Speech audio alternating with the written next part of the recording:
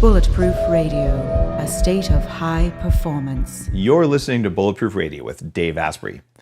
Today's cool fact of the day is that people with diabetes are actually hacking their own devices because a woman got kind of pissed off that the manufacturer of her continuous glucose monitor didn't have an alarm to wake her up when her blood sugar was crashing at night so she could fix it.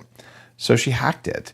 She actually created something called Open APS, which is called the Open Artificial Pancreas System Project, and decided she didn't want to wait for FDA approval or a long manufacturing process. It can actually take many years to do a full medical device like that. She decided to just open source it so you can get data from your own continuous glucose monitor and put it in a little computer like a Raspberry Pi, which costs about $50, and it'll change commands going into your insulin pumps so that you can have different insulin rates. How cool is that? So we're actually hacking our own biology and not relying on a permission slip from some regulatory body or even from a doctor in order to do that. This is the future of having control of your own biology, and it's particularly cool. And if none of that made any sense to you, because this is your first episode of Bulletproof Radio, I'm just going to break that down for you. What's going on there is a continuous glucose monitor is a little thing that you wear for 2 weeks. I actually wore one. I was on Dr. Oz actually wearing it. I had like a bionic arm. I was wearing like a monitoring ring that monitored my health.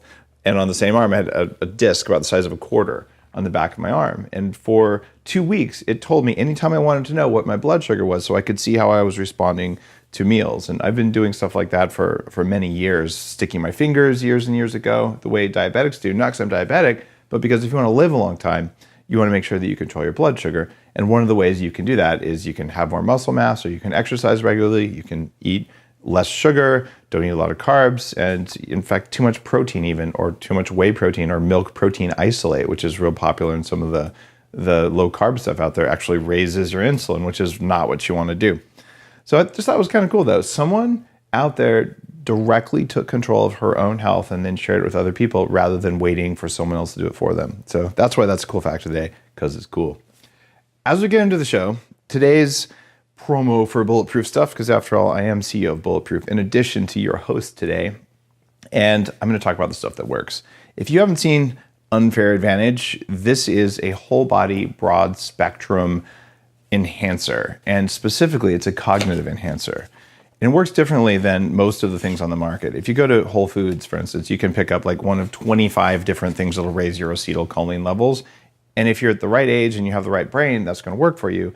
But those oftentimes can backfire with jaw tension if you get too much of those things. In fact, that's a problem for me. What this does is it goes down a level and just says, look, you need to blow your energy up so you have energy throughout the body by making the cells manufacture energy better, the way you read in Headstrong. So Unfair Advantage comes in this cool little thing. If you're watching on YouTube, by the way, bulletproof.com/YouTube will take you right to the channel. And it comes with little ampules. You can keep it in your pocket. I do 2 of these before I work out. And anytime when I go on stage, like a little while ago, I was just on Tony Robbins' main stage in front of 15,000 people. I took 4 Unfair Advantages and 4 Keto Primes, another one of our products, as well as a cup of Bulletproof coffee. And I don't think my feet ever hit the floor. I don't know. I was kind of lit up in the best possible way. It was one of the best public talks I've ever given. Just standing ovation, and a few people cried. Bam, like you reached them. So I know that I am more when I have more energy, and when your body has more energy, your brain will feel it first because you have the most energy producing cells in the brain. When you have a dip in your energy, you're going to feel it first in your brain. You get forgetful, you get foggy, you get cravings, you get irritable. Well, check out Unfair Advantage. It tastes good. You squeeze a little thing under your tongue. It's portable, and it's totally rocked my world. It's a real powerful thing. Just go to bulletproof.com and look for Unfair Advantage. But in the meantime, I'm going to talk to a couple guys who are disrupting exercise. A lot of people ask, Dave, how come you're so buff? Okay, they don't really ask that, except all the girls. Okay, they don't ask that either. I'm married. Come on. So what they do say is, though, Dave, like you put on some muscle, like you're looking better now than you did a few years ago. And I'd like to say it's just from exercise, but like all the research in Headstrong, I've had stem cells taken out of my butt and put in my face on the Facebook Live, so I've been really secret about that one. But I do everything possible in my quest to live to 180, and one of those things is getting the best possible exercise and not spending like 16 hours a day exercising, because that also is wear and tear, and I got stuff to do. Like I'm a dad, I'm a husband, I'm a New York Times author, I'm a podcaster. Oh, and I have this little company to run that just raised like $30 million in venture funding. So I'm loaded with stuff to do. So every minute of my day counts because every minute I waste exercising is a minute I don't get to play with my kids. And I mean that very seriously. So I've got a couple guys here who have really cracked the code on putting muscle on quickly without spending hours and hours in the gym. And if you love spending hours in the gym, that's what you want to do. That's cool. And like there's nothing wrong with that. But for a lot of us, it's like, how do we get the benefits? So the guys I'm talking about here are Mark Alexander and Mike Pullano from a company called ARX. And Mark, hey Mark, say hi so they know your voice. Yes, hello, Mark here. All right. So Mark is the founder of several different companies in the health field, including ARX, a company called Efficient Exercise. And you've probably heard of Paleo FX, the conference. This is the man who started Paleo FX. One of them. One of them, that's a fair point.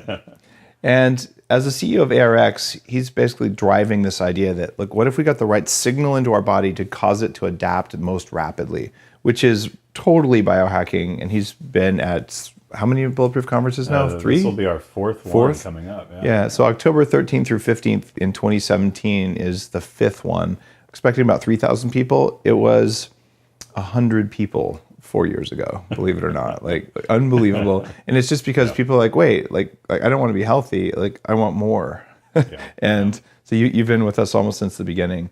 You've also heard Mark before on an earlier Bulletproof podcast where at PLFX, we had a demo of an older version of the ARX. I've got a newer version here at Bulletproof Labs at my house.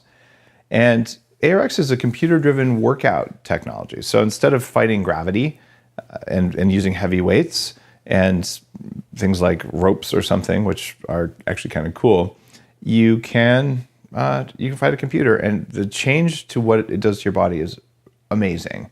And in addition to Mark here in Bulletproof Studios on Vancouver Island, we've got Mike Pullano. Say hi. Hello, everybody. All right, now you've got his voice. And he's the product manager from ARX. So I'm going to go deep, ask some questions about why this matters, what it is. And what's in it for you listening to this is you're going to learn some things about, even if you're not using ARX at your local gym, it may not even be available yet. You can certainly ask for it, but you'll learn some things about exercise physiology that helps you understand how your body builds muscle. And I think that's going to be useful for everyone because maybe you can shave a few minutes off your workout. Or maybe you don't shave a few minutes off, you just put on more muscle or you have better bones. So there's a lot to understand about the way our bodies build muscle. I think we're gonna dig into a lot of that here. All right, guys, officially welcome to the show. Hey, thanks, Dave. Was that like a really long-winded introduction for you? No, that's perfect. Did great. All right. Did I miss any important points? All right, you guys are both Austinites. Yes. Yeah, well. Yeah.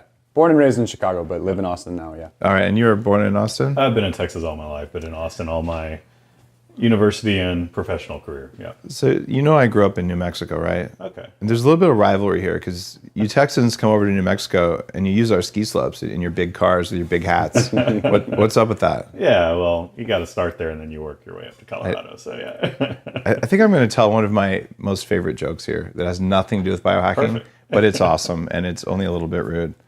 All right, and I apologize in advance to all the people I'm making fun of right now. So there's a bar in Santa Fe, and there's a New Mexican sitting down, and next to him there's a Texan, and next to him there's a Californian. And the Texan says, "I'll have a shot of tequila, please." And he says it in even more of a Texas accent, which you don't have, of course. So he drinks it, and he throws his glass on the floor and says, "In Texas, we got so much tequila, we never drink from the same glass twice."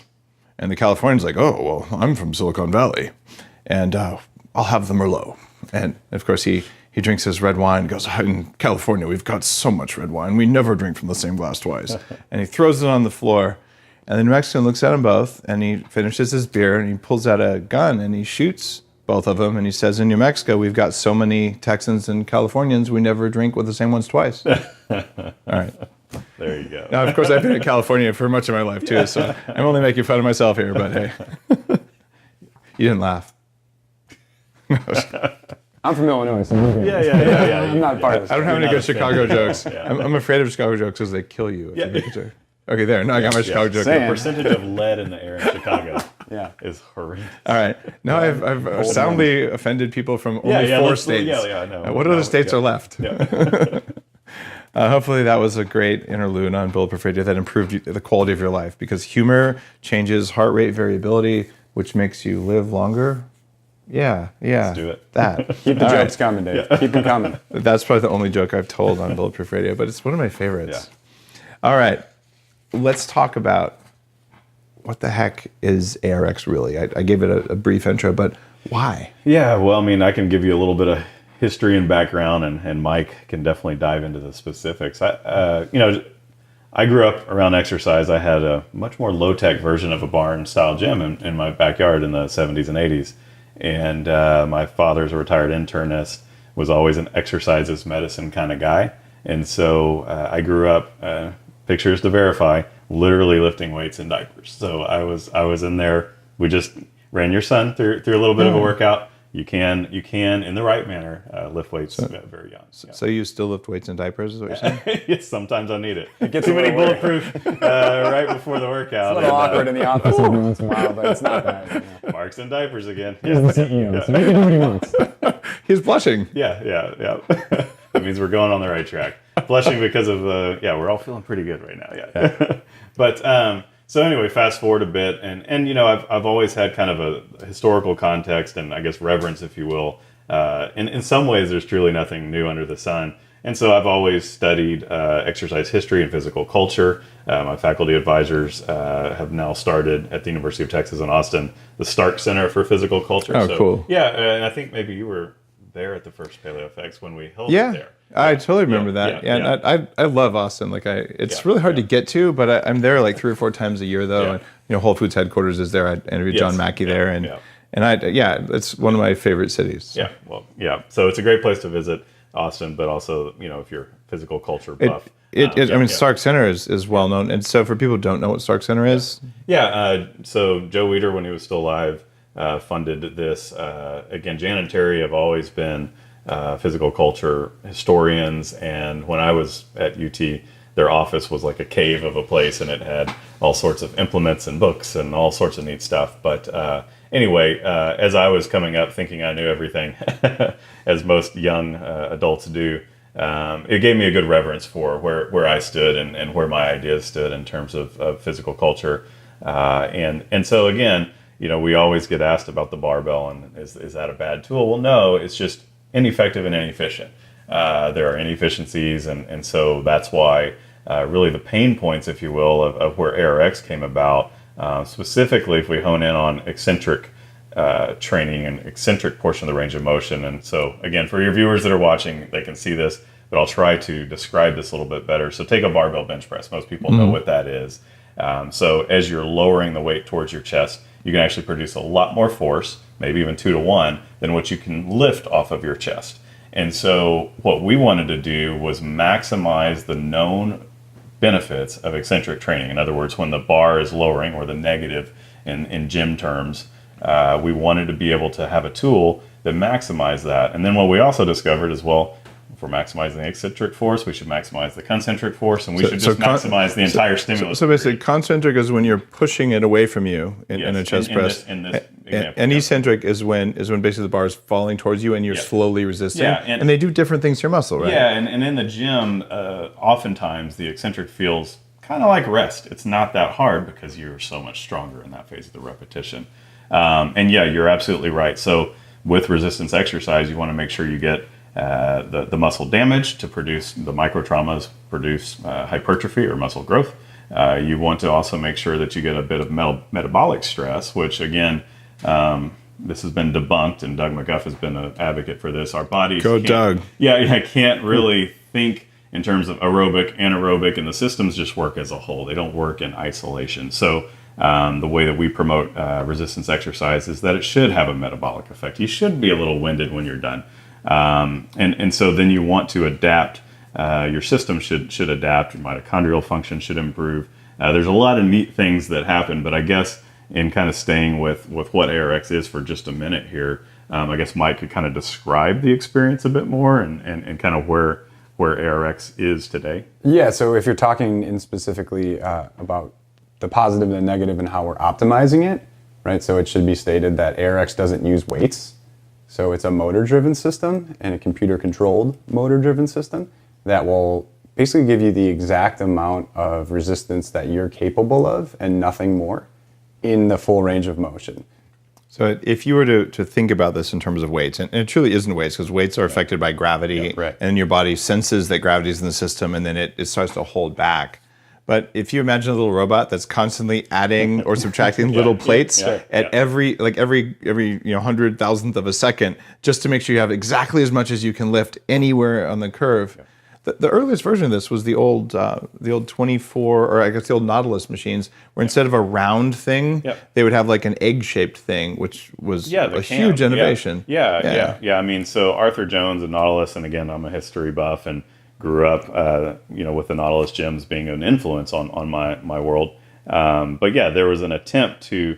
We know that resistance, in theory, should not be linear, but a barbell at 225 is a barbell at 225, and so the cam was an attempt to adapt that resistance curve, and it works for one person and it works for one given time, but it doesn't account for fatigue, doesn't account for individual differences, limb length, things like that. So it was a move forward, but honestly, we haven't seen, in my humble opinion here, a lot of progressive thought towards resistance exercise. I think Kenneth Cooper and the aerobics craze kind of just got everyone, making fancy treadmills, and so hopefully we're going to shift that paradigm back here. So. Did you ever own like a man leotard?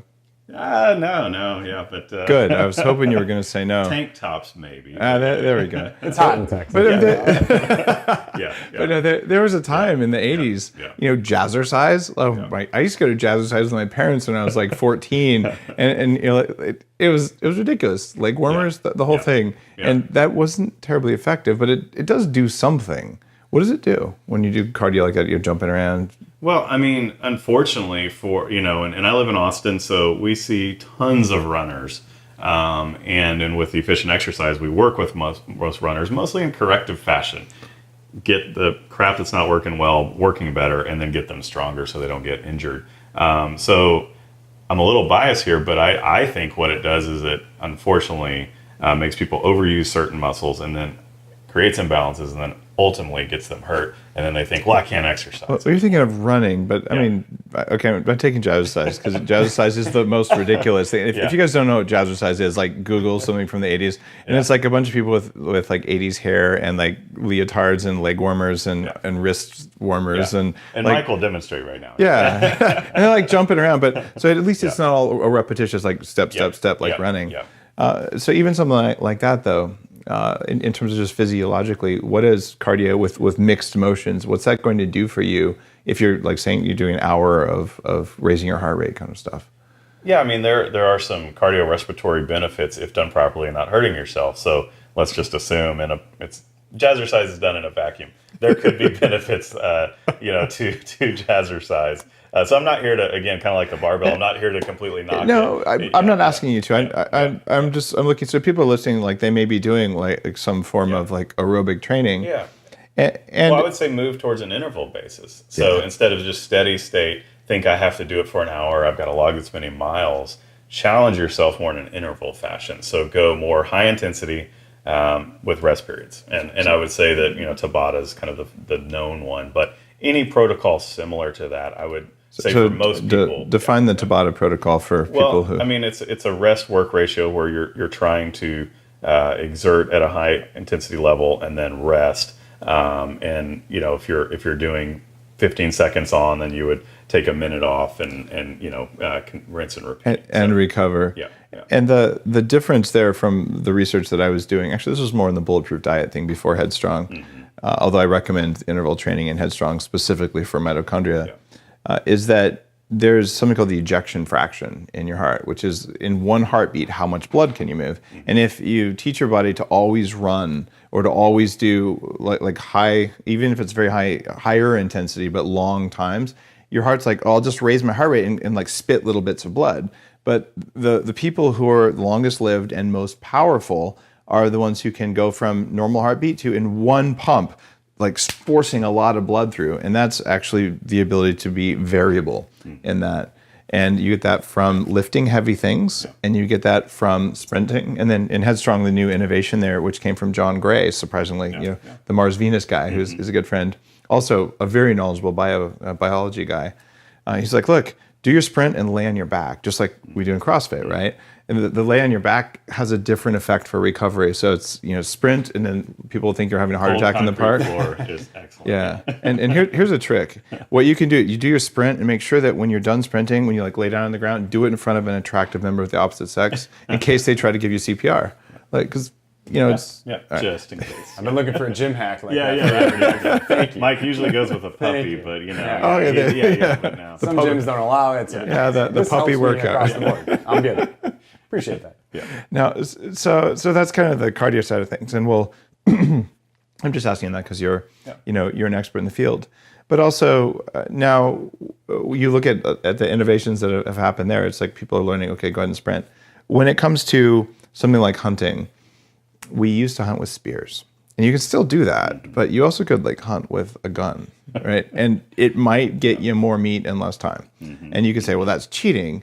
Yes, it's cheating. It's called efficiency. It's an advancement. You run another company called Efficient Exercise, and that's what we're here to do. That's what this episode is about, is how are you going to drive efficiency?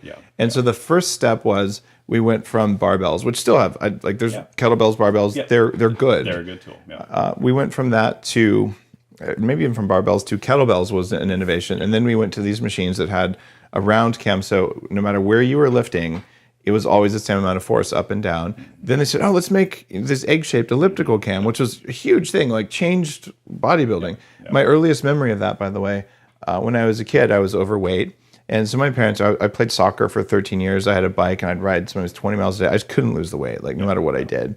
So I would wake up with my dad at 5 a.m, which biologically is kryptonite for me. I'm not a teenager too, especially. But So my earliest memories, I'm 12. I'm going to go work out with my dad. So I go to work out in the morning, and I completely Ralph all over the floor at the workout place in Albuquerque there, because it was just not the right thing for me. So that's my earliest workout. I'm traumatized. Right? But even then, it was all about lift fast and then come down slow and with the elliptical cam. And that was a pretty big thing. But then, of course, we were trying to do, 50 reps and things like that. With the ARX machine, given that instead of relying on me to know what to do and all that stuff, with ARX, instead of that elliptical cam, you've got a computer that will just change on a second-by-second basis. So all of the hardware that made that happen is gone, and it's moved into software. Correct. Right? Yeah. So we have...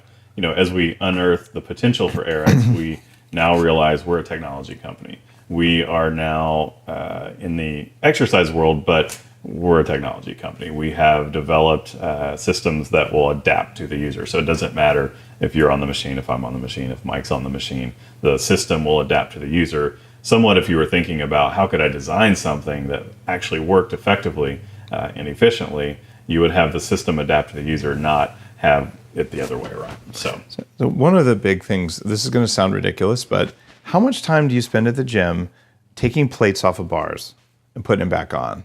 That is time you don't get back. When you're on your deathbed, like me, maybe 180 or so, maybe even way past that, and you're like, man, when I look back at my life, I'm really happy for all the time I spent taking things. No, this is wasted effort. Right? And maybe bring a couple of buddies with you and make them do it. But same thing, you have to do it for them. You don't win. No one wins on that. So now we've got a computer that just does it. And we just had Alan, he turns 8 in a couple of days. We just had him down there. So he's, an amazingly ripped kid. Just focused. He just likes to exercise, just the kind of I'll climb a rope, I'll climb a tree. I don't have on a regimen at all, But he was doing a chest press, and his peak was 203 pounds. And my wife was 217, by the way. I think she was holding back. But anyway, I was blown away because you would never put a 200-pound bar on a kid. It would kill them. Literally, it could, and it would cause damage. So it wasn't that he lifted that much. It was that at one point in the curve, he was able to exert that much. For a microsecond, that there was a peak there. Right. And so it's very different. There is no way to get that kind of exercise with gravity that I'm aware of. System. Okay. And that's what I want listeners to understand here. Now, walk walk me through, Mike. Like, okay, a person sits down on the machine. How does this work? Like, how's the algorithm work? Okay, so I'm sitting there. I want to do a chest press, and there's a bunch of other exercises, leg presses, and things like that you can do. Okay, you sit down. How does the machine know what to do? Yeah. So it is, again, it's the way we always describe it is in a weight world, it's you versus the weight, right? If you lift 100 pounds, you need to lower 100 pounds because it wants to go to the center of the earth, whether or not your shoulder feels capable of holding it above your head or not. With ARX, it's not a weight. So it's you versus this motor-driven system. So it's in the Omni, it's a couple handles that are in front of you, right, doing a chest press that are moving back at a constant rate of speed. And you're trying to get in the way of it, right? Slow the motor down or slow the machine from doing what it wants to do. You're always going to lose. But the actual motor, the system, doesn't do anything to you like a weight would. If you let go, the number goes to 0 on the screen. The handles may keep moving, but nothing happens to you, right? So you're fighting this motor-driven system, creating your own resistance against it. And with that comes a lot of inherent safety because now you can't go above what you're capable of, right? There's no external force acting on you.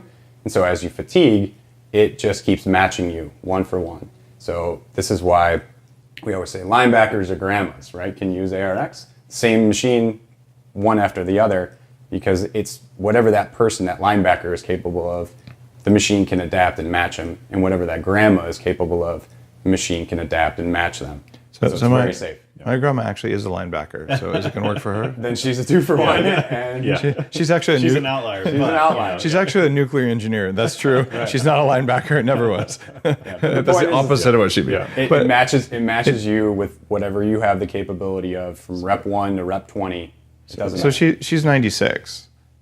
I mean, can I really put a 96-year-old on the ARX? Like, is it going to benefit them? Yeah, absolutely. Okay. Yeah. I mean, the program and protocol would look a little bit different, and of course, the system will adapt to her. A little bit less weight. Yeah. Her numbers will be lower than the linebacker will be. That's it. Yeah. Okay. Yeah. But there are. I mean, I do like people to know. Doesn't matter what age you are, you can start. If you haven't. And that holds true for resistance exercise if done properly across the board. So, all right. So let's talk about the benefits of resistance exercise at different ages. I guess up for that. And so you could turn this on with ARX, and it's got a good safety profile. Like, I'd feel better putting my grandmother on the ARX than putting a bar on her back. Yeah, like you would never do that because she just wouldn't do it because she's like, I don't like exercise. Yeah. But okay, so let's start. Actually, let's start in reverse age. All right, so you're 80 plus. Mm-hmm. What is resistance exercise going to do for you? Well, and just a quick step back, what I've observed with working with people for almost 20 years through efficient exercise, and I haven't worked with clients recently because of ARX, but there's a generational difference in terms of how they view exercise. So if we're starting with the silent generation and earlier, sorry, I can't remember what the earlier generation is called, but old. Yeah, old. Yeah, very old by now. Nothing about being old. I'm planning to be old myself. But Art Devaney, got to hang out with him at PaleoFX, and I mean, he's 80 and thinks he's in middle age, you know, and that's great. I mean, because he eccentric training and exercise in particular, but he utilizes resistance exercise all the time. Anyway. So I think that first off, just get over the fact that I see them, they think, well, I've done my hard work, therefore I don't need to exercise.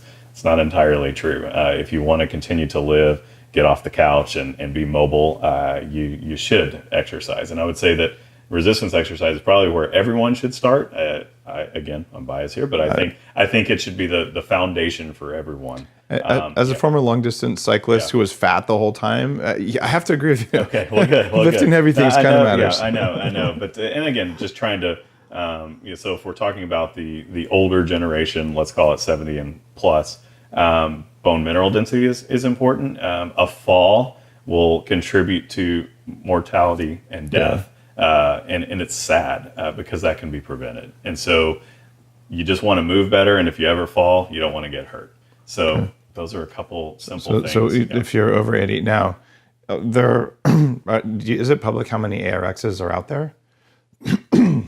Mike would have a better. I mean, are you guys are you willing to talk about that? I mean, we're in the hundreds of units out there, so thousands and tens of thousands potentially of people using it now. So at this point, if someone's like, I want to try this new tech, you're gonna have to find like a higher end trainer who has it in their facility for the most part. Yeah. Okay. Yeah. All right, and I want to make sure that we can talk about the facility types here in a minute. But okay. I want to make sure that everyone listening just understands like resistance training. Yes.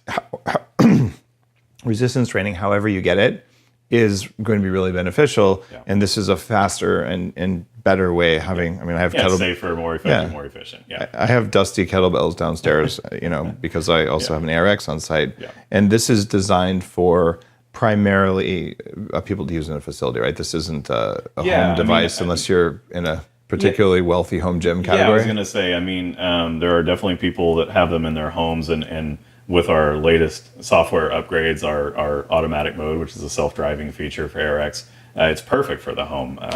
I've been blessed to have one in my home for many years, and just like you, I'm a husband, I'm a dad, I'm these things first. Oh, and then I'm an entrepreneur. I run, a company, and so to me that has been a lifesaver. So if anyone is incredibly busy, yes, you can put ARX in your home. It comes at a cost, but I mean. All right. But you absolutely could. So, yeah. So for people listening going, all right, I'm interested, you got to find someone who has one nearby. Or you can go to the gym and you can do a machine. You can do this with barbells, kettlebells, body weight, whatever. But the whole point here is resistance exercise is important. And there's various levels of efficiency that you can drive out of this. All right. So we were talking about older and putting an older person on there, 80 plus. All right, so now you're the 60 to 80 time zone. So you're still relatively spry, but you're probably feeling this. What is resistance exercise, ARX or not? Like what's that going to do for you? Yeah, so in kind of, let's call it the baby boomers. These are people that I see. They still know exercise is good, and they've probably been a little tarnished, similar to Generation X, of the aerobic bias in exercise. So I think the first thought is exercise equals I'm going to go running. So break that. We're still talking about resistance exercise. And I would say anyone over 50, especially females, Caucasian females over 50, should really be concerned about bone mineral density, especially smaller frame. So again, the bone mineral density is still there. And let's keep up with your grandkids. Your grandkids are bundles of energy. And in order to keep up with them, you need to be mobile, you need to be strong. And your body has to be able to adapt to getting to low places and getting back to high places and things like that. So resistance exercise is going to drive your bone density more than cardio. Oh, absolutely. Right. It's really, you have to load the skeletal muscle system in order to get the bone mineral density. And you should do it in a way that's safe. So and calculated, quantified. So if you're a baby boomer like my parents, and you're thinking, I don't really like exercise, here's the deal. It probably does suck to go lift weights every day. You may just really get into it. There are people who do that. In fact, you might need to recover, though, occasionally if you're lifting weights every day. I found even when I was young, when I was fat, I was doing 45 minutes of cardio, 45 minutes of weights, 6 days a week. And I did that for 18 months, and I still weighed 300 pounds. I could max out all the machines, and I was still fat, and it wasn't cool. So a lot of times in that age range, at least my parents, it's like, I don't really like exercise. But we're talking with an ARX kind of setup, 15 minutes once a week. Yeah. Okay. And if you were, and maybe twice a week if you really want to, but in that age range, once, is that enough per week? Yeah. Okay. For let's call it the majority of the health benefits and fighting against the biomarkers of aging, you really can, with 15 to 20 minutes a week, get the fruit of that labor, if you will. So. And I think Doug McGuff, who's a physician who's been on Bulletproof Radio and was at the first Paleo FX and has spoken at the Bulletproof conference as well, I think. Yeah.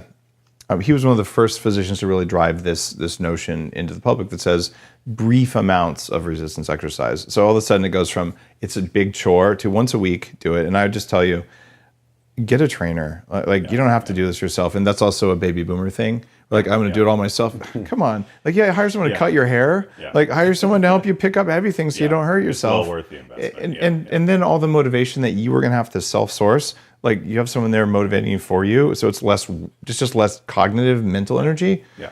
Well, and studies have also shown, even if you did know everything, which no one does, just me standing over your shoulder you'll have about a 5 to 10% improvement just because I'm standing there. I can say nothing. Yeah. But having someone, in charge, if you will, and programming and helping you prescribe is key. So it's helpful. Yeah. And so that would just be advice. So if they're going for the ultimate there, I would say ARX is pretty darn incredible. Yeah. The next level down would be to work with the trainer, either with machines or with free weights. Yeah. And so that's a good recommendation. Yeah, make sure you're moving well, you're not injured, and the trainer knows how to work around your imbalances. We all have them. But yeah, progressive program. In other words, you're probably going to lift a little bit more weight as you go. Okay. Progressive overload is a big principle there. And you want to do it more times than not, slowly and controlled. Similar to kind of how Doug prescribes it. Okay. So, yeah. And then let's see, I guess the final way, you could still do it at home, right? You could even do push-ups, right? Yeah. Okay. Yeah. Instead of just trying to pound them out, maybe take your time on the way down, and then, within reason, get back up. And even if you can't do a push-up, take your time on the way down, do the eccentric phase or just the lowering phase, and do that over and over. You can do that with pull-ups. If you can't do a pull-up, climb to the top and lower yourself very slowly. It's hugely beneficial for gaining strength.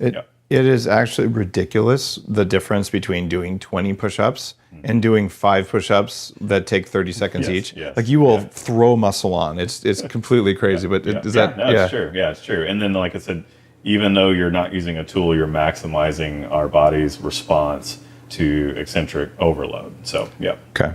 All right. So now we go back in time a little bit. So you're in that 40 to 60, right? Yeah. You still want to look good. Yeah. Well, we're in that stage of we're producers for our family, probably the highest income earning potential, phase of your life, and you're busy. You don't have time for exercise, but you do have some extra money.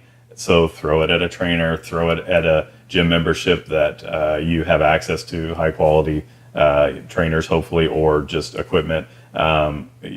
Studies have shown that you need to be near it.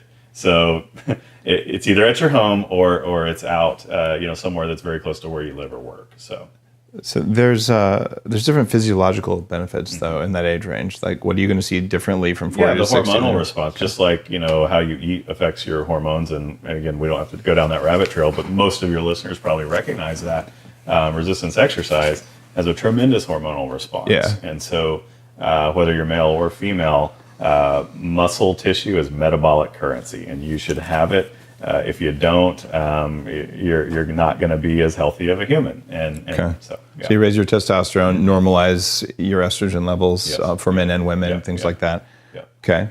And then for people who are under 40, right? Let's say 20 to 40, because different things happen with teenagers. Yeah. Right. So what's the deal there? Instead of income potential, you're probably at your health potential, if you will. You're after 20 or 25, you're kind of in a state of health decline unless you do something about it. And there's so much potential from pubescent on to, let's call it 30, 35, to where your body will respond. And you should take advantage of that. I wish I was there sometimes still. Yeah. Although, look at you. I mean, it still responds. It doesn't, your biological age doesn't really matter at some point. I guess that point should be made too. It's a fair point. There are stages of normal hormonal growth and decline. Mitochondria become less efficient over time. But one of the reasons I started Bulletproof, I'm like, if someone had just told me any of this when I was like 16 or 20, just like the damage I did, and also just the wasted energy and time and struggling, being tired. And I did lift weights, but I did it way too often and probably entirely wrong. And I didn't recover, and I ate the wrong crap and all that stuff. So the idea here is, if you're listening, and I'll just tell you this, like, I'm 44. I turned 45 this year. And I have more energy now than I did when I was 25 because I was doing it wrong. And if you're in that age range and you want to live to 180 like I'm going to, or maybe even want to beat me, which, hey, let's race. I'm good with that. I'm going to die trying. You know what I'm saying? But as we all totally. But what you can do is you can stack the deck. You've got to do this when you're young, but you can stack the deck. So you're like, oh, I'm 60 and I'm completely kicking ass compared to everyone else around me because they wasted it all early. So this isn't really about prevention. It's like you get more energy right now and all this. And we're not talking going to the gym every day, although you can if you want to do that. Yeah, if that's your thing. Yeah, we're talking about what probably in that age range a couple times a week is usually normal. Yeah. Usually it's just fit it in your schedule. Monday and Thursday, whatever, whatever works, because usually our calendar drives our lives, whether we want it or not. Well, and same for, sorry, we're down on the younger generation. I'd say calendar still probably drives their lives too. Yeah, that and social media. Yeah. Yeah. Well, and you can compete and put it up there. Yeah. And show your ARX results or show. Yeah. All right. Yeah. And then now there are some specific things. If you're under 19 or something, under 20, what's different about weight training at that age? The amount of load and consistent loading should be monitored, and kind of what movements are done. I think there's a tendency for, especially with being a teenage boy at one point in time, overemphasizing certain muscle groups like chest. You're going to do bench press all day and push-ups to finish off, and that's your workout. And so what that does over time is just be cautious, because it will create imbalances. We should probably, in general, I think, do more posterior work or more pulling or more things for the back of our body than the front of our body. But we see the front in the mirror, so that's kind of what we focus on. So. And one of the things to just know as a guy, if you have like a nice back, you're not going to see the women looking at it, but they're going to look at it more, because you're not going to make eye contact when they're doing it. But if you ask a woman who's being honest, they kind of appreciate a good back as much as they do a good chest, right? Yeah. And they can oogle as much as they want, and it's like you're providing a public service with your lats. Well, and we were talking about the social media public service with your lats. Not that I would have known. I was fat back then. And we were talking about social media. I mean, even my kids. I have 2 teenage kids, and the text neck and the bent over. I mean, they need to be rowing. They need to be doing these exercises that help with the postural support. And so, if anything, just get them rowing and doing some pull-ups or chin-ups or pull-downs, something, so that they're negating that. I mean, and we all fight it because we're on computers, but I've seen some piss-poor posture in young kids, and it's, If you look at that whole essentially lifespan that we've just gone through there, you have the potential with ARX to solve some global health issues. Yeah. Right? Like, what are you like, if people were to do this on a weekly basis, what are the types of issues that you think we can address? I think that question, great question. I think there's a twofold answer here. First off, we're on a mission to democratize exercise. We want to make sure it's accessible to everyone, and specifically resistance exercise. And so those benefits are immense, but we have to do our fair share of making sure resistance exercise is accessible to the masses. That's a little difficult. But again, that's kind of thinking big, that's a big issue we want to help solve. And I think the global health issues, take diabetes. You know how many? I feel like you've done some research since here. 2012, 1 in 10 in the United States. Yeah.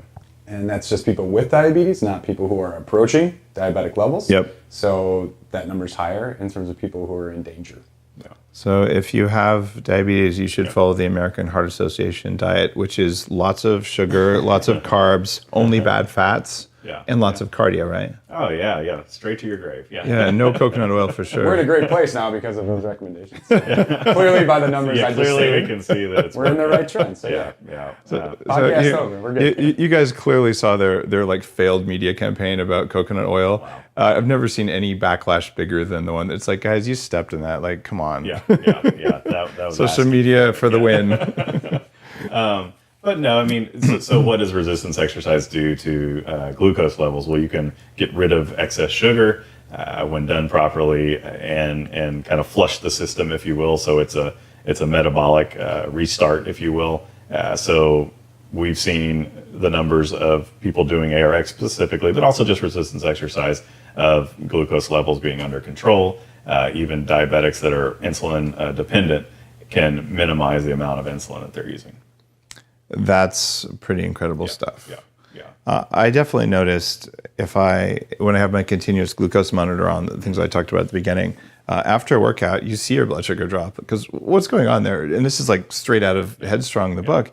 Well, let's see. Your body's like, I think I need some energy. So it's going to call on energy stores, and your mitochondria open up and they start creating the electrical energy from food that's required to sustain that effort.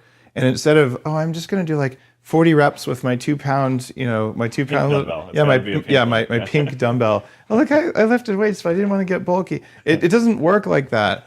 And so by telling them, like, you know what, if you can't handle it, die. That's actually what this kind of exercise says to the mitochondria. Yeah. And when these are tiny ancient bacteria inside the body. All right, good. You want to kill the weak ones, because if you don't kill them, they turn into cancer. Yeah. Like, it's kind of important. Yeah, super important. Yeah. All right, so this kind of stuff can shift it from, we should all go lift weights, to maybe it takes less time and you get more benefit in the amount of time, which has a meaningful impact on. Yeah, with time being one of the major deterrents for consistent exercise, we've solved the time thing. So we've got that that one solved. Yeah. There's something else that's driven a lot of my career, and it's called big data. A lot of people don't know this. I was an angel investor, one of the very first ones, in the first big data company. They were called Adamark. And I have this problem. I'm like 5 to 10 years ahead of my time. I'm like, damn it. This was a while back. Yeah. But this was a company that was doing semi-structured data analysis in a way that is very common now, but it was the first one, and they ended up becoming a security company and getting acquired by someone or another. Yeah, but it happens. But it was a small acquisition. It wasn't a successful investment because it was too early. But the tech just had me blown away. And I spoke even at the first big data conference way back in the day about health information and big data. And you're in an interesting position because ARX devices are at personal trainers and exercise facilities around. And if they're not at yours, you can probably talk with your exercise people and just be like, I think it'd be really cool to have one of these. I would pay more. In 5 minutes, they're convinced. They realize what the benefit is. Yeah, you're like, I would pay more time to work out. I would pay more dollars to work out less. Yeah. Like I'll buy my time back. We're saving you that. And as a trainer, you're like, wait, I could get more clients per hour? Hold on. Like this might work for both of us, right? Yeah. And that's the big thing. But the background on this is the big data play. So now you are in a position to get the workout information and not just like how many reps at what weight, which is like, okay, that's trivial. Yeah. But it's like for a man or a woman of this height and this BMI of this age at this time of day doing this kind of exercise, this is exactly how much power they could generate. Now, you don't know what they drank the night before. You don't know the other health data. Yeah, there's other variables, just like there would always be in any research. Yeah. But you could probably, with this data, you could figure out people are stronger at 10 a.m. than 2 p.m., let's say. I have no idea if that's true or not. I would guess it's probably true for most people, but you'll actually see trends that are invisible. I mean, fully invisible. Yeah, and more specifically with resistance exercise, we're in a position now to be a big data source, if you will, for resistance exercise, which everyone has jumped on the biometric data train on the endurance side of things, which I don't know how many steps really means in the whole grand scheme of things. Just not much. I can tell you. I don't know if you remember this. I was CTO of one of the wristband companies. The first one that got heart rate from the wrist. Yeah. It was called Basis, and Intel bought them for $100 million. Yeah. So I was not there for a huge amount of time because I was like, guys, we need heart rate variability. And like, no, we need steps. Like, steps are masturbation. I'm sorry. The number of steps you take in a day isn't very important. Yeah. And the number of calories per day. Yeah. They're glued on to. Do you guys hear that? The screeching?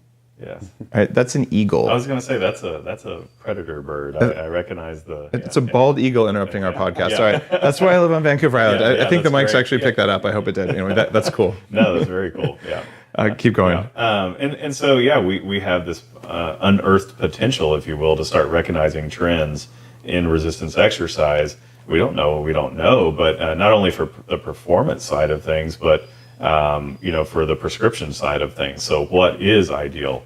We don't know, but we can start to see those trends and start to see. And it may change by age. It may change by gender. And I mean, there's a whole mapping of resistance exercise, especially for women, for phases of the moon and monthly cycles. Yeah. And there probably is for men too. Like, we all know a full moon affects people. Yes. Yeah. And if you're out there going, full moon doesn't affect me, it's like, ask any cop, any emergency room doctor, any fireman, whether the full moon matters. Yeah, phasic training should be a part of our programming, but we don't always recognize it. Yeah. So I'm really excited to see what happens when you have a database of millions of workouts, because we can run that through machine learning algorithms and we'll know things about exercise that have never been discoverable before. Yeah. And then use That's artificial meaningful. intelligence to do the programming on the actual device itself. And we're not there yet, but we're aiming there, or directionally trying to go that way. So yeah. So that I think that's one of the biggest things, and this is why I moved out of data centers and computer security into how do you get monitoring data off the human body, because I got tired of monitoring servers and correlating information from a million servers. It's like, what if you correlate information from a million people? It's actually way more interesting. Yeah. So what's next with ARX? I mean, we just talked about the big data play. Is there any other cool secret stuff you can have, like a... Yeah. You could talk about a little bit of that, Mike. Just the biggest thing lately has been taking the trainer, who used to have to push buttons and control this motorized machine back and forth, out of the equation, and just making it a self-driving automatic system that you can just use this system by yourself.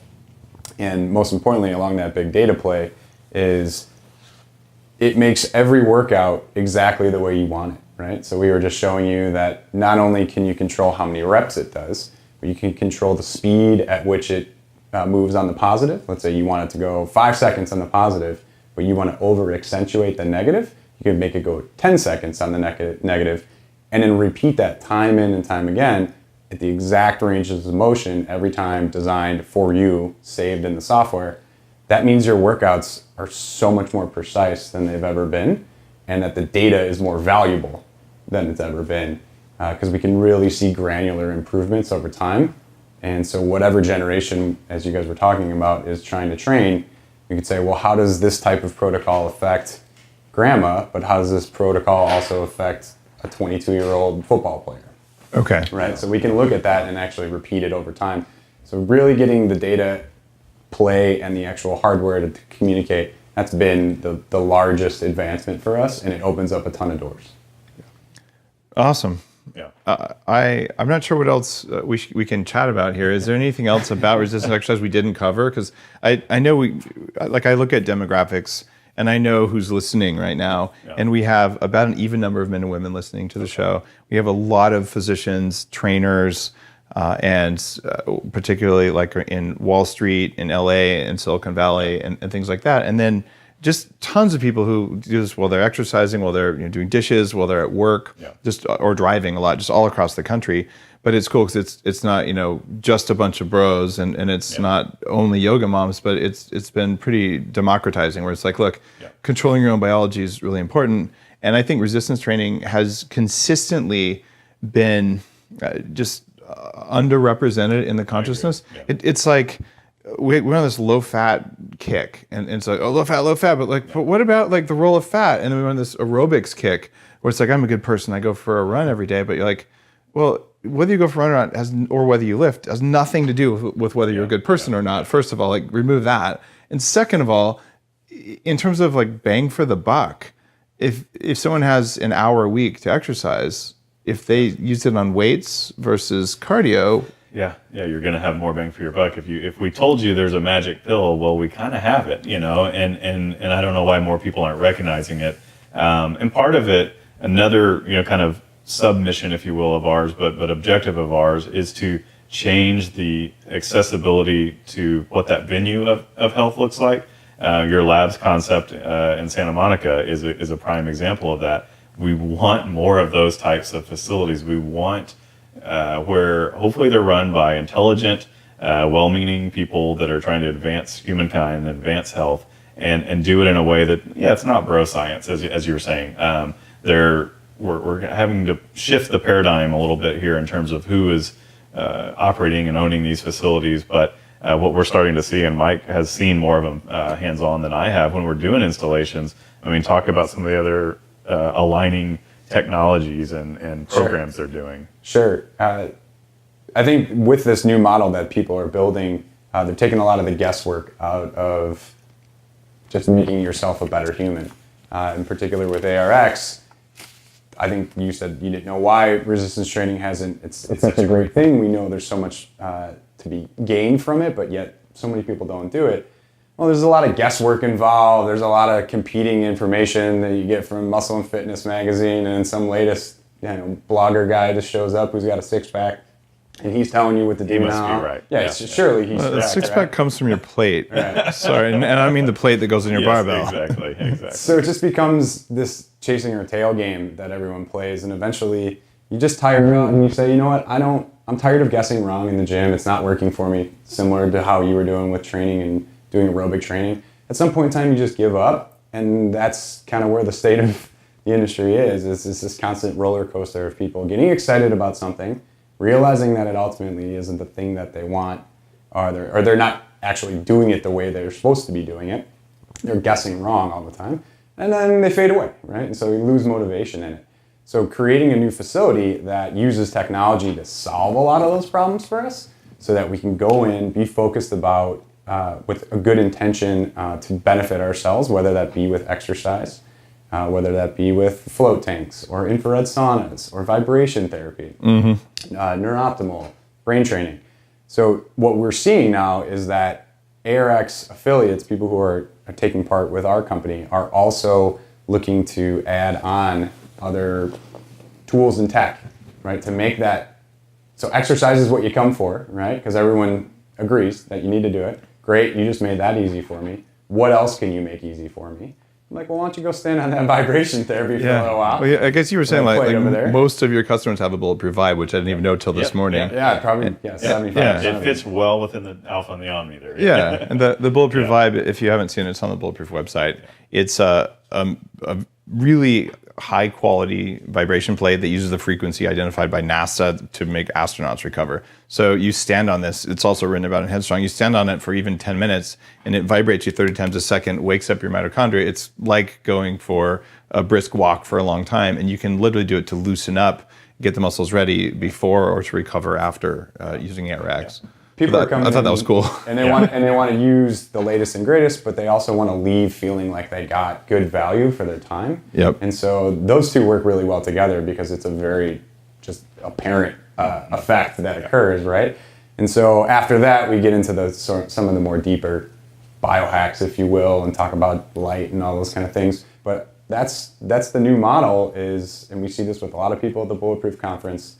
That whole convention center is just filled with amazing technology, and some people are like, well, ARX is great for this, but have you thought about combining it with Katsu or with NewFit electrical stimulation and starting to make the connections so that we could just be a better overall person and do it in less time? Like that's really what everyone wants. Some of the origination and historical context of early 19th century or 20th century stuff was exercise was for health, and I think, unfortunately, especially with resistance exercise, we've gotten away from that. Exercise equals bodybuilding. Resistance exercise equals bodybuilding. Now, a lifestyle bodybuilder might have good biomarkers of health, not the roided up huge guys, but let's extract the health benefits again and focus on that versus just how jacked can I get or how big can I get, or these things that really have no health and probably health detriments actually. So, one of the reasons that I wrote the definition for biohacking, I didn't trademark the word when I was coming up with this, is I wanted there to be a name where like, okay, I'm a bodybuilder, I don't do anything else, or I'm into anti-aging, so I only eat like twigs. I'm going to starve myself for long periods of time, people, right? So there's no overlap when you're like, this is what I do, but what we're all really working on is that how do you have control of your own biology? Right? And your goals may be very different. Like you may have, like me, one of my goals is every day when I'm done with work, and like today I'm doing 3 podcasts. I'm recording with actually some really cool people later today. But cognitively, present company except. We're not really cool. They're not here though. But no, I mean, just I have a pretty high bar to get on Bulletproof Radio anyway. But sometimes you're like, wow, I never would have in 1,000 years, thought I would talk to, in this case, it's Shep Gordon. Oh, yeah. It's documentary. This guy's Alice Cooper's agent. But like in my 5 years ago, you said, Dave, someday you're going to interview or even meet Shep Gordon. I'd be like, what? Yeah. So I could see meeting you guys even 5 years ago. I'm like, actually, I did meet you 5 years ago. Seeing Rick Rubin at your conference, so that was like a highlight of mine. Anyway, so anyway, I'm just blown away by that stuff. But it's cognitively demanding to be present for something like that. And I've got phone calls and meetings like all the rest of the day. And so one of my goals as a biohacker is, all right, on top of that, as soon as I'm done, I want to go play with my kids and not be tired and not need, I need 45 minutes, I have to unwind, right? And then I want to help make dinner or be with Lana.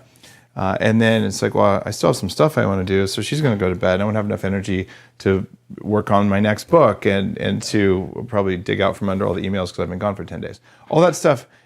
My goal is energy, right? Yeah. And that's very different from the bodybuilder. Sure. And I think there's more people going for that goal, right? Especially if you're working and then commuting and then you have 2 young kids and you got to clean the house and just deal with all the stuff of life. That's actually the number one reason that biohacking matters. Yeah. And then you've got the live forever, be ripped, be lean, or there's all sorts of other fringes. I want to hold my breath longer than everyone else. All of those are united by this idea of having control versus that one goal. Yeah, take control of your health. It's there for you to own, and there's nothing holding you back but yourself, really. And I applaud your efforts with what you're doing. So well, likewise, guys, I'm grateful that you've helped me take some shortcuts here to keep my muscle mass to what the New York Times called almost muscular. I was like, is that what I think they did. I'm like, jab? Is that I'm like, thanks, guys. As an anti-aging professional, I take that as a compliment because if you're too muscular, you got IGF-1 issues. You're going to have some aging issues. Again, it's the health, right? I mean, it's all, to me, the foundation is health, and so All right, on to the final question for Bulletproof Radio. Are you guys prepared? Have you been studying? I don't know. Depends on the question. So, all right, I'm going to ask each of you separately, just so we can get this. I want to do 2 answers each, just so the show doesn't go too long. All right, if someone came to you tomorrow and said, I want to be better at everything I do, just as a human being, what are the 2 most important pieces of advice you have for me? What would you offer? Let's start with you, Mark, and we'll go to Mike. So, implement proper resistance exercise. Of course, ARX is a great tool to do that, but even if you don't have access, So you're going to plug ARX? No, sorry. No. I know. I'm just giving you a hard time. No, but you're saying resistance training. You wouldn't be alone. Implement proper resistance exercise. We talked about generational advantages and benefits. So, whether you have to hire a trainer or whatever, like just get that as part of your life and your routine. The other thing I would say would just be to, I don't want to go deep on a diet rabbit hole, but you had said, in effect, abs are made in the kitchen, not in the gym, and we know that. But I would just say to implement a diet, a la the Bulletproof diet, something along the lines where you're going to maximize your hormone, and you're also going to most likely mitigate the insulin peaks and valleys. And, so I think that those 2 things, there's a lot that you could do, but resistance exercise and kind of keep your hormonal and insulin response from your diet in check. Awesome. So basically, exercise and food. Yeah. You would not be alone in saying those. It's surprising. That's not unique or anything. It doesn't have to be unique, but this, it's important. I want everyone who hears this to just be like, wait, like the people who are disrupting businesses, who are doing great and amazing things across the whole variety of life, what do they think about? And it's amazing the commonality there. And I'll break a rule because I always do, but I always think in 3s, but mental and spiritual health as well. Okay. Do things that are going to make sure that cognitively you're functioning well, and whatever your belief system is, or whatever that you're meditating, you're praying, whatever, you get your mind and spirit right for the day. So all right. So you did your 3. All right. So Mike, you got 3 for us, or are they the same? I'm just going to take 2. So along those lines, I think just more globally, the way I think, and a lot of people on our team and a lot of the people who are into ARX think, is you got to check the boxes of what it means to be a human. And by that, the fundamentals are the fundamentals for a reason. So you got to drink water. Like you have to sleep. You can't hack all of those. At some point, you need to get resistance training. You need to bend bones so that you have bone mineral density. These are human things that you can't not have, right? So you got to check the box. It's kind of a thing that I have when I'm stressed out, I'm on the road.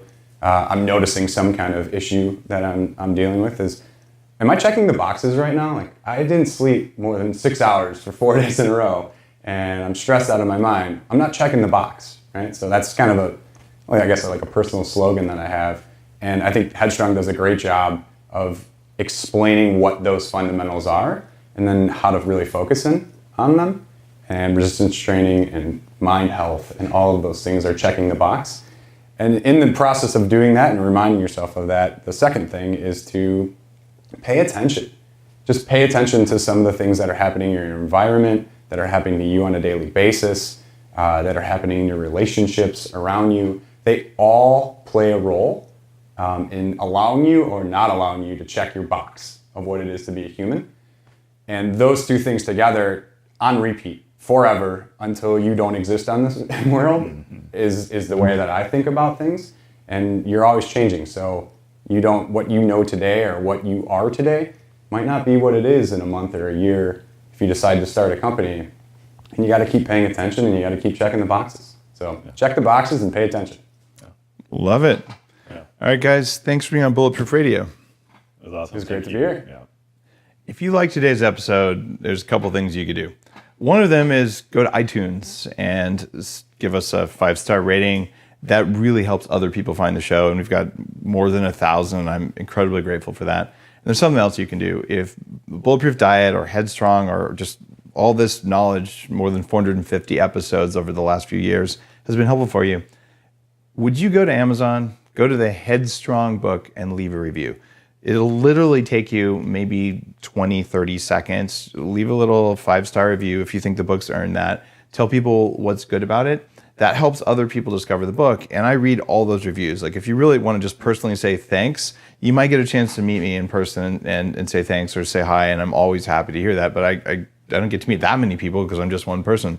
But if you go to Amazon, it spreads the love in a really helpful and amazing way. So I really appreciate it if you just leave a quick review. Have an awesome day.